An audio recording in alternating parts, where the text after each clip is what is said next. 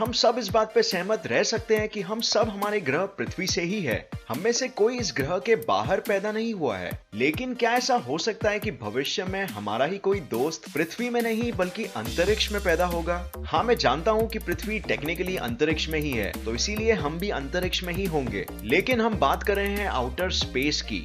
इस वीडियो में आज हम यही जानेंगे कि क्या कोई जीव पृथ्वी के बाहर अंतरिक्ष में पैदा हो सकता है कि नहीं, और अगर हो भी सके तो उसमें औरों से क्या अंतर होगा। तो बिना समय गवाए चलिए शुरू करते हैं।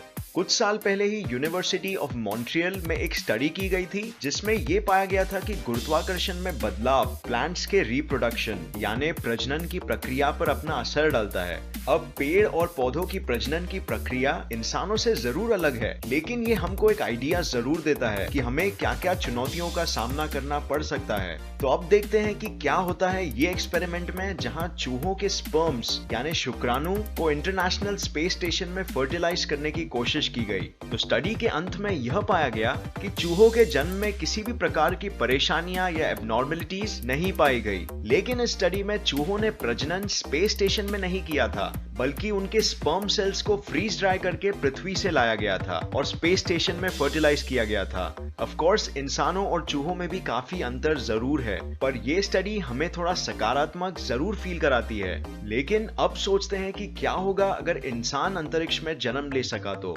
किन किन चीजों का हमें ध्यान रखना होगा, और अगर हम ध्यान रख भी पाए तो इंसान का शरीर किस तरह दिखेगा। तो जैसे हम जानते हैं कि पृथ्वी अंतरिक्ष में कणों से बना एक बड़ा सा गोला है जिसकी ग्रेविटी सबको आपस में खींच रही है। हमारे पृथ्वी से 100 किलोमीटर ऊपर की तरफ शुरू हो जाता है जिसे हम कहते हैं आउटर स्पेस। यहाँ इतना कम एटमॉस्फेयर होने के वजह से स्पेसक्राफ्ट्स जैसे इंटरनेशनल स्पेस स्टेशन को बहुत कम ऑपोजिंग फोर्स का सामना करना पड़ता है, और ऐसे इनकी तेज गति बरकरार रहती है। ये एक बहुत ही बड़ी गलत फहमी है कि हम सोचते हैं इंटरनेशनल स्पेस स्टेशन में जो भी एस्ट्रोनॉट्स है वो जीरो ग्रेविटी में है सिर्फ क्योंकि वो फ्लोट हो रहे हैं। बट सच्चाई तो ये है कि उन पर भी लगभग उतना ही गुरुत्वाकर्षण का बल पड़ रहा है जितना हम पर पृथ्वी पे। अगर हम एक ऊंची सी इमारत बना सके जो सीधा ऊपर तक पहुंच पाए जहां इंटरनेशनल स्पेस स्टेशन है, और अगर हम उसके ऊपर चल भी सके, तो हम बिल्कुल ऐसा ही महसूस करेंगे जैसे हम पृथ्वी पे चल रहे हैं। पर ये एस्ट्रोनॉट्स इसीलिए फ्लोट होते हैं क्योंकि ये 28,000 किलोमीटर प्रति घंटे के स्पीड से पृथ्वी के चक्कर लगा रहे हैं। इनकी स्पीड इतनी है कि ये गिर रहे हैं उतनी स्पीड में जहां पृथ्वी इनके सामने से कर्व हो रहा है। तो इसीलिए ये हमेशा गिर रहे हैं पर पृथ्वी से कभी टकराते नहीं है। सोचिए कि क्या होगा अगर कोई एक लिफ्ट में हो और वो लिफ्ट नीचे गिरने लगती है। अब वो जो उस लिफ्ट में है पृथ्वी में होने के बावजूद कुछ पल के लिए ऐसा महसूस करेगा कि उसका वजन ही गायब हो गया है, और ठीक वैसा ही फील करेगा जैसे एस्ट्रोनॉट्स स्पेस स्टेशन के अंदर फील कर रहे हैं, क्योंकि स्पेस स्टेशन के साथ भी ऐसा ही हो रहा है। लेकिन इसका मतलब ये नहीं कि ग्रेविटी इन दोनों स्थितियों में अपना असर नहीं डाल रही है। लिफ्ट भी गिर रहा था नीचे और स्पेस स्टेशन भी गिर रहा है नीचे। इस स्थिति को हम कहते हैं the state of free fall, और ऐसे में इंसान वेटलेस फील करता है। तो इसीलिए हमारा मकसद बिल्कुल यही होना चाहिए कि हम देख सके कि ऐसे वेटलेस एनवायरनमेंट में इंसान का विकास ठीक ढंग से हो पाएगा कि नहीं। हमारे शारीरिक विकास के लिए पृथ्वी में गुरुत्वाकर्षण बल का महत्वपूर्ण योगदान होता है। तो क्या इसके ना होने से भारी फर्क पड़ेगा? तो हम ये जानते हैं कि पृथ्वी में गुरुत्वाकर्षण हमारे शरीर के फ्लूइड्स यानी सारे तरल पदार्थ जैसे खून को नीचे की तरफ खींचता है, और स्पेस में ये मुमकिन नहीं हो पाएगा। इसीलिए शरीर में सब कुछ हर जगह एक ही मात्रा में बढ़ता रहेगा। इसके इफेक्ट्स को एस्ट्रोनॉट्स में देखा गया है। उनके चेहरे फूल जाते हैं और उनकी टांगे पतली हो जाती है। लेकिन सिर्फ इतना ही नहीं होता है, ये सारे फ्लूइड्स का प्रेशर हमारे दिमाग तक आता है, जिससे हमारा दिमाग समझता है कि शरीर में फ्लूइड्स की मात्रा अधिक हो गई है, और वो खून के प्रोडक्शन को कम कर देता है। इस वजह से अंतरिक्ष में एस्ट्रोनॉट्स का 20 से 25% तक खून कम हो सकता है, जिससे शरीर का इम्यून सिस्टम और ऑर्गन्स जैसे हार्ट कमजोर हो जाते हैं। अगर स्पेस में बैक्टीरियाज होते तो हम बीमारियों का शिकार बहुत जल्दी बन जाते। खून की कमी के साथ देखा गया है कि एस्ट्रोनॉट्स के शरीर की हड्डियां और मांसपेशियां भी कमजोर हो जाती है, क्योंकि ग्रेविटी के बिना उन पे वो बल नहीं रहता जिसे झेलने के लिए उन्हें शक्तिशाली रहना पड़े।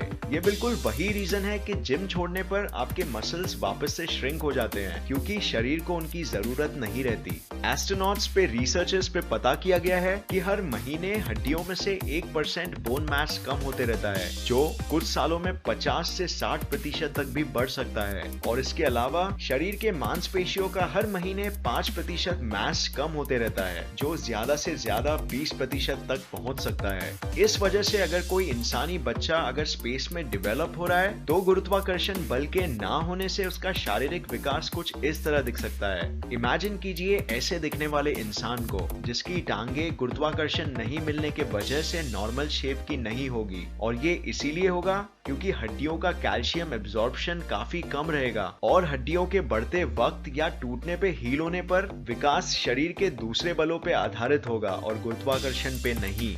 इसके साथ साथ ये भूलिए मत कि इन बच्चों में मांसपेशियां भी बहुत कम होगी, पतली टांगे और फुगे हुए चेहरे होंगे और दिमागी विकास भी ठीक तरीके से नहीं हो पाएगा, इसीलिए इन्हें भूलने की बीमारी या डिमेंशिया भी हो सकता है। लेकिन इसमें से बहुत सी चीजें जो हम कह रहे हैं आधारित है थियरी के बेसिस पे, और अब तक वास्तव में बहुत ही कम टेस्ट किए गए हैं और कुछ टेस्ट आगे के लिए भी रखे गए हैं। हम इस पे जितनी हो सके जानकारी इकट्ठा करने की कोशिश कर रहे हैं, और ये इसीलिए जरूरी है ताकि अगर कल हम इंसान स्पेस में या किसी दूसरे प्लैनेट में बस्ती बनाने की सोचते हैं तो हमें हमारे शरीर के लिमिटेशंस के बारे में जानना बहुत जरूरी होगा। तो इस वीडियो के लिए बस इतना ही। उम्मीद है ये वीडियो आपको पसंद आया और इससे नया कुछ जरूर सीखने मिला। तो फ्रेंड्स, आपको क्या लगता है, क्या हम कभी स्पेस के जीरो ग्रेविटी में जी पाएंगे? कमेंट कीजिए नीचे, हम जानना चाहेंगे। मुझे पर्सनली ये लगता है कि हमें किसी तरह नकली गुरुत्वाकर्षण बल का उत्पादन करना सीखना होगा ताकि हमारे शारीरिक प्रक्रियाओं में कोई बाधा ना आए।